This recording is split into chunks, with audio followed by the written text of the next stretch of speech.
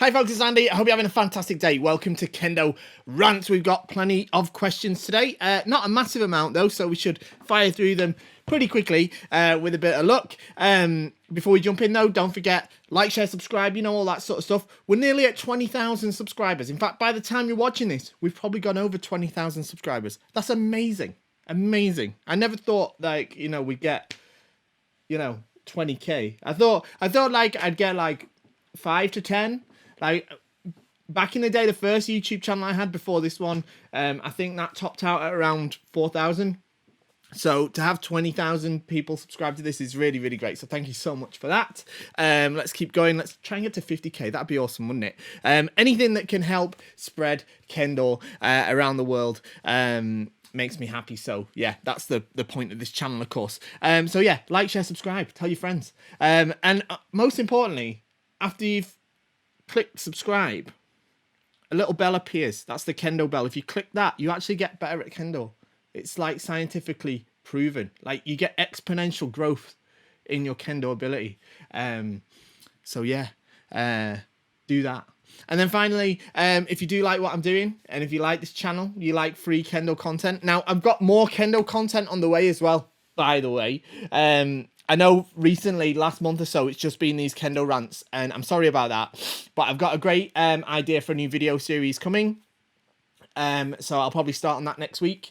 And I'm going to start doing more instructional content as well. So, yeah, support us by shopping at kendostar.com. That's my website, of course. There's a logo in the corner there, kendostar.com. It's fantastic, amazing, wonderful Kendo equipment. If you don't believe me, check out how highly we are rated. We're the highest rated on the internet, and that's with independent Trustpilot reviews as well. So they're like, you know, verified purchases. We've got like over 1,000 reviews on that as well, so pretty good. We're one of the highest rated websites on Trustpilot. Yeah, not just in the Kendo sphere, on the Trustpilot platform. So yeah, get to kendostar.com. It's win-win. Right, let's get on with these questions. I've seen a few high-level, long-time Kendoka talk about their past experiences with some sort of formative extreme keiko, with the same mixture of fondness and revulsion. Sometime where they were pushed to their limits physically or mentally. The more senior your club rank is, I'd assume that opportunities for that kind of practice are probably a bit more thin on the ground, as more of your time is taken up with teaching and demonstration. Do you find you have to go out looking for that kind of exhaustive practice outside of regular teaching? You do, or do you try to find ways to push yourself physically in roles like motodachi? So this is a comment in response to last week's topic, where somebody asked, one of the questions from last week, someone asked me about my favorite Kendo memories, and I talked about some really tough Kendo keikos that I have that I hold really dear. And yeah, obviously that sort of hard keiko I do think is really important for forming a sort of higher level of Kendo performance. I probably didn't do enough of it, which is, you know, why I'm at the level I'm at and not at a higher level. But you know, I was fortunate to have lived in Japan. I did most of my Kendo in Japan up to this point. And was presented with quite a lot of opportunities for that difficult practice. But having said that, even as an adult over there practicing Kendo, it wasn't like that easy, because most adults don't do it. It's mainly a kind of practice that youngsters do, or sort of people who are very involved in Kendo as their daily life, like police officers who are part of the Kendo team, sort of regular people that are working regular jobs don't tend to. But yeah, I mean, what you have to do is, especially once you get past a certain level, you have to kind of push yourself, and that's either through, like you say, pushing yourself physically through being motodachi. So now, obviously, oftentimes when I'm practicing Kendo in the UK, I'm one of, if not the highest rank in the dojo these days. But I still have to try and push myself. So I still try and, you know, join in and do the practice myself, not just be a teacher or not just be motodachi.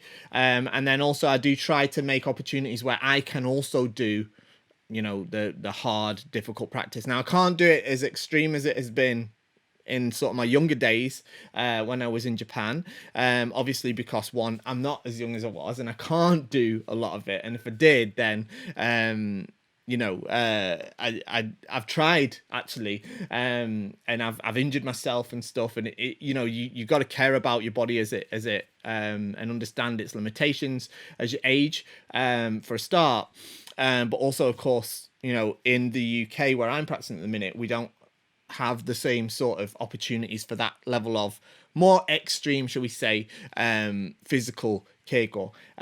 Even, I mean, I guess, you know, like there's the, like I say, I've been to national team trainings. I'm not part of the national team anymore, but even as, you know, part of the coaching team, I've joined in with their hard intensive practice. But like I say, if I go too far with that, I've always come out with injuries and ended up taking more time off kendo. So yeah, it's kind of finding that balance, isn't it? So yeah, but you have to motivate yourself. The onus is on you. It's not on someone else to say, right, do this, do that. You have to do it, especially as you sort of go up those ranks.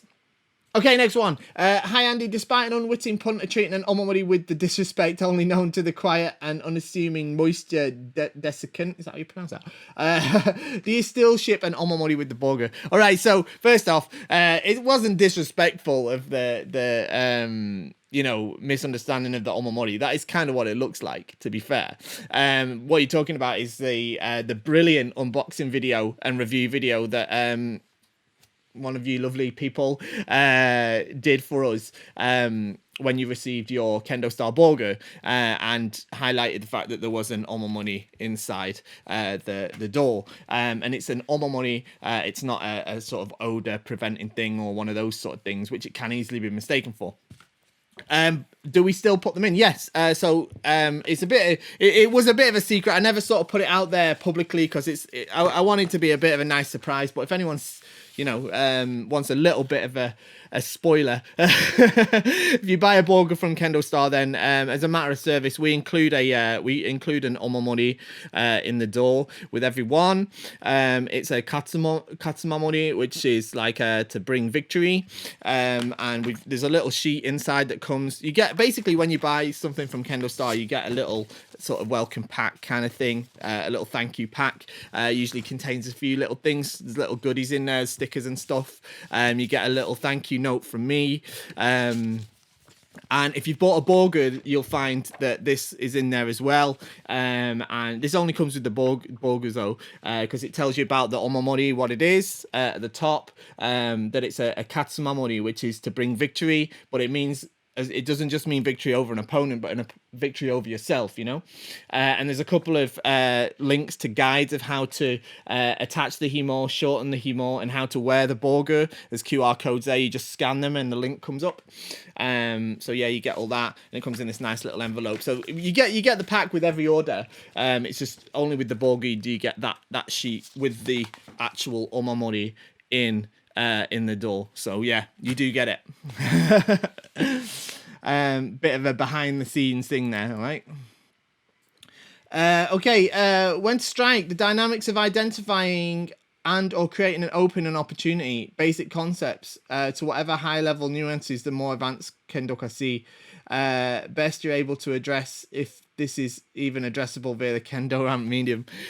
So yeah, I mean, obviously that's a very broad question. When do you strike? You strike. There are I haven't got the thing here, so I'll probably miss some of these off, but there's several sort of set decided opportunities for striking when the opponent is frozen, yeah, and not moving, unresponsive, when the opponent is trying to defend themselves, when the opponent is trying to make an attack, after an opponent has made an attack, and then between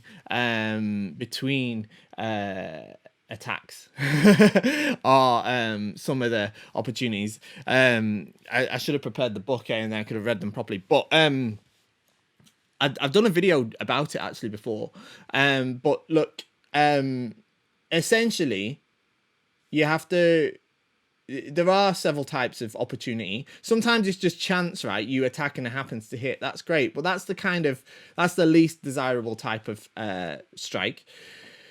Ideally, to simplify it, to create an opportunity to strike, you have to elicit some kind of reaction from your opponent. All right. Now, whether that's them being afraid, so they either freeze, they try to defend, or they panic and they attack. Okay, these are three common outcomes. And as you progress and gain experience, you'll learn through collecting experience, through doing lots of practice with different people. And I'm talking over decades. This is what it takes, right, to get this level of experience. But you'll start to, and I'm only just starting to understand this now after 20 years, you'll start to figure out, okay, well, if I sort of approach this way, or if I, move in this way, the likelihood is that they'll react in this way, or they might try to defend, or they might panic and attack. So, that's the key, really, is trying to elicit that reaction from your opponent. It might be that they don't feel under pressure, don't feel scared. Maybe they feel confident, and that's another way to lure them into a false sense of security, as it were, and get them to attack, or whatever. So it's not something they can just say, oh well, you just do this. But over years and years of experience, you'll develop an understanding of different ways to provoke or elicit different reactions from opponents. Yeah, and that is the key to creating an opportunity that will lead to when you can make a strike. And there's other stuff that's connected as well, stuff like your own ability, your technical ability. If your Waza isn't very intimidating, if you don't have a good technical proficiency, then you won't be able to, or even not even your Waza, if you don't have the good kamae, you don't have the good chakso, the correct wearing of the equipment, it's unlikely your opponent's going to feel threatened by you. Even the positioning of the left foot, you feel like it's often easy to assume that your opponent can't tell the position of your left foot, but it makes a very big difference if your foot is in a position to strike or not, as to how much pressure your opponent can feel from you. So all of these things sort of come together and work together into ways to create an opportunity and actually make a successful strike. Okay, so short answer: with experience, do loads of keiko, and you'll get there. Okay, next one. Hi Andy, I'm lucky enough to be able to practice in person right now, and I was looking for an effective way to practice door strikes. For some context, I've incorporated some Naname Suburi into my basic home routine, and I've been practicing Nukido with Motodachi, where Motodachi performs his men and I attempt Nukido. Okay, my door strikes seem to be best when I strike early in my foot movement and then take off with much faster footwork. This only sort of works in Jigeko, as I feel though I'm very open to taking a men strike. I definitely get away with some Nukido, but they don't feel solid very often. All in all, I seem to have gotten somewhat better, and maybe it's just timing. However, I just want to check on my methods and see if you have any other suggestions. Okay, so door strikes are a bit of a complicated one, because again, it's all about the opportunity. All right, it's all about the opportunity for the strike. If you want to do a kind of tobikomi door, a door strike that isn't an ojiwaza, like a shikake door, you have to get your opponent to defend and freeze. Yeah, you have to get them into this sort of position here so that you can then hit the door. And that's really rare. It's really rare. Actually, now you're talking about Nukido, which is basically like an ojiwaza. That is all underpinned by the opportunity. You have to get them to commit to a strike, and you have to get them to commit to a strike, and then you strike. Basically, there's no fumikomi. You don't do fumikomi on ojido. Yeah, if you do kaishido, Nukido, you don't do fumikomi. Yeah. You don't have time. You do Ayumi Ashi. Like in the kata number 7 is the best way. And it's good to practice Naname Suburi, but you have to realize that in a real practical situation, when you're doing Nukido at speed, to get accurate strike, your strike actually has to be a little bit this is going to be controversial. Some people are not going to like me saying this, but I don't care. I don't think I'm wrong.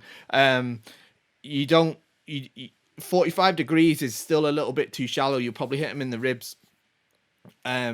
It's a little bit more flat.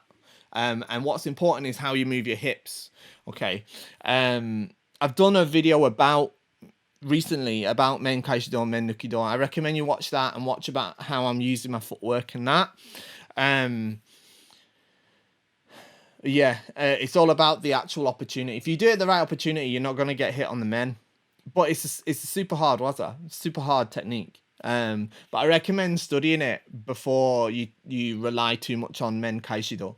Because you can do Men Nukido, then you can do Men Kaishido easy peasy, but not the other way around.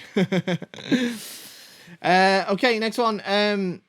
Don't know if it's been discussed on here or not, but thoughts on under the hakama, free ball or jocks? There's only one way to correctly dress for Kendo, and it doesn't involve underwear, let's put it that way. Not for under the hakama anyway. Hi Andy, could you please talk about the latest vanity trends in Kendo, colourful himo, special domine patterns, etc. Thanks. The colourful himo don't feature into vanity trends in Kendo at all, and they haven't for a long time. There's some kids dojo that use different coloured himo, sometimes to differentiate age groups. Sometimes they use a different colour as the team, so it's easy to identify them, and that's useful. It's got a practical use. It's not just fashion. Like if you can go to a kids tournament in Japan, there can be like 2,000 kids there. So, having coloured like yellow himo or something, it helps you spot where your team is. So I don't think they're part of a vanity trend. In terms of domine patterns, I wouldn't say there's a particular trend on that either. I mean, the kind of shoko style designs, like the, where it's fully embroidered, they've been out of fashion for quite some time. People sort of look at those as sort of old fashioned. I quite like them, but instead, these sort of plain patterns, like you can see here, are by far the most common in Japan. Especially for the stitching, they might use different patterns for the kazari ito and the mune, but the actual stitching, usually this kind of just dot pattern is definitely the most common. So in terms of that that sort of thing, that's where that is. But other things, there are some trends that kind of come and go quickly. When I was in Japan about 5 or 6 years ago, it was popular among young junior high school kids to tie the men not very high, too high, so it was almost like a triangle. The men, it looked stupid, but they thought it looked cool. It's like a wizard's hat. It was rubbish. But there's another one that was quite recent where people were purposely having men with the... Everyone knows, of course, about the men dare length. That was getting shorter and shorter, and you started seeing these kids as well with really short men dare, where it was like almost level with the ago. But the Zenken then stepped in on that and was like, yeah, that's not happening. So they've sort of made a rule that it has to properly protect your shoulders. And there was a sort of thing where the width of the membraton, people were getting it shorter, so they're almost like, so it was only covering half the head and like loads of the head was sticking out the back. I thought that looked pretty goofy.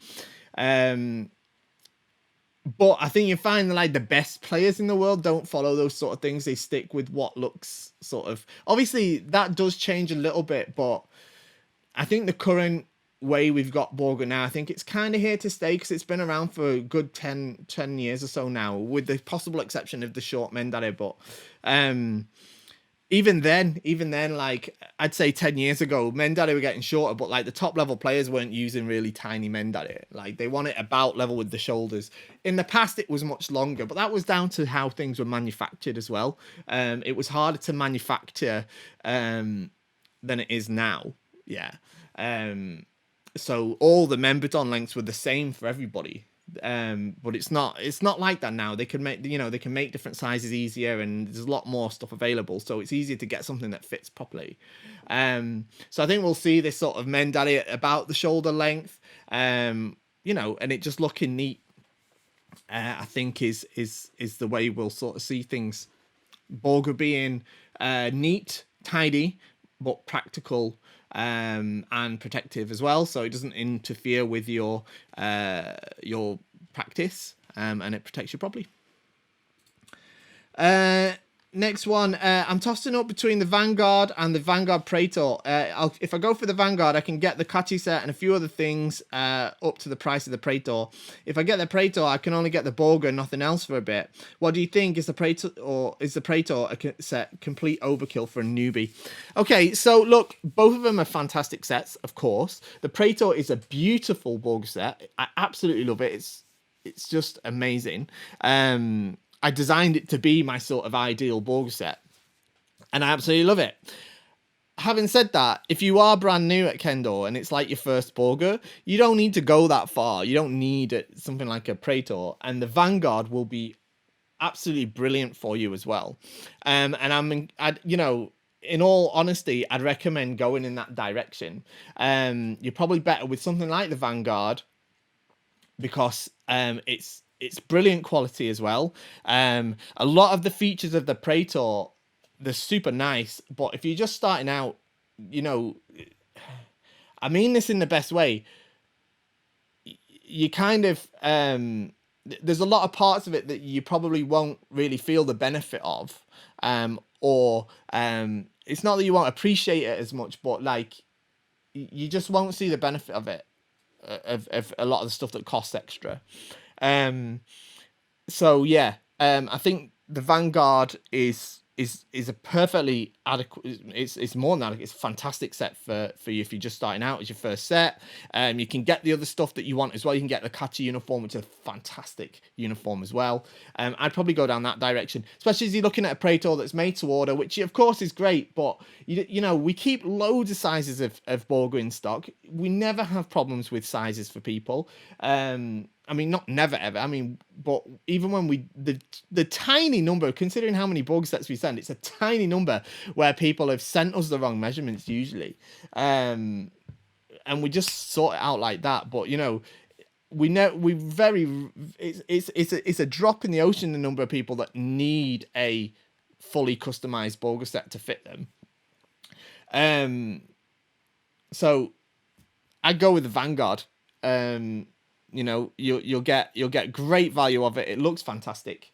It protect you well. You'll love it as a Borgo set. You really will. And you can get the other stuff as well, which you'll benefit from also. And then years down the line, you can think about getting a Praetor at that point if you want to. But you'll still be very happy with your Vanguard at that point anyway. So you might not need to. Another compromise you could do, of course, is look at the Myrmidon, because that's a fantastic set as well. That's got the same Cote palms as the Vanguard Praetor, so you'll feel a little bit more luxury out of that as well. Of course, it's a little bit more protective than both sets because of the way it's stitched. Looks fantastic, super comfortable. I've been using it for the last couple of weeks since we've been back training. I was using my Victory for a while because, that's new and shiny, but I popped my Vanguard Myrmidon on a couple of weeks ago, and I just haven't been able to stop wearing it since because it's just so comfortable. So yeah, either go with the Vanguard. I think we've always got cracking deals on the Vanguard because it's like our flagship model, or the Myrmidon, and with the budget that you've got for the other stuff, then yeah, pick up some other stuff instead, some Shinai or like the Kachi uniform, which is a fantastic uniform. I think I've already said that. And it'll ship faster as well.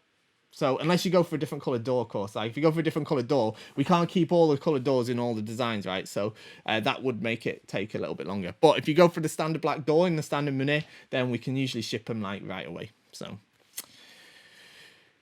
yeah.